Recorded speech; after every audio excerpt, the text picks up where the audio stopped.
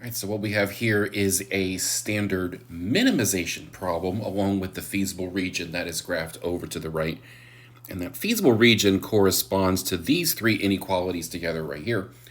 And just so you understand what a minimization problem usually looks like, this is what the feasible region technically looks like.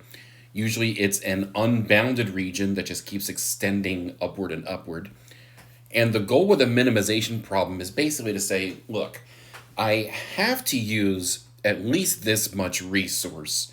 How can I make sure that I use these resources and still end up with a minimum whatever? And in business sense, usually what you're trying to minimize is costs or time. So this is a standard kind of inequality setup for a minimization problem. Notice that all the constraints have a greater than or equal to as an at least. So usually minimize, try to find the lowest point, knowing that something has to be at least this. So the theory still is the same though. We still know that the minimum value of z is going to occur at a corner point. So as you can see here, I have the line x plus 2y equals 20 and 3x plus 7y equals 63 graphed, and x being equal to 0, y equals 0. That gives me three corner points. I have 0, 20, I have 7, 6, and I have this other one over here that's at 21, 0. So just these three. So notice this time we lost the 0, 0 because it's not a solution to some of the inequalities.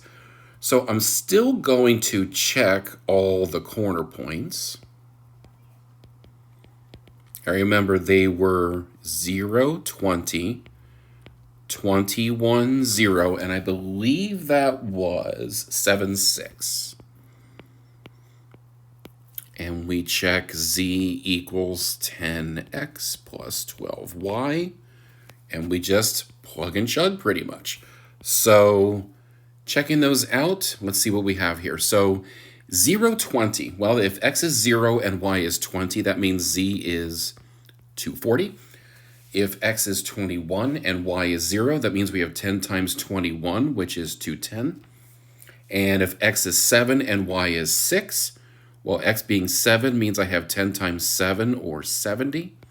And y being 6, I have 12 times 6, which is 72. And that is 142. So that means that this is the minimum value.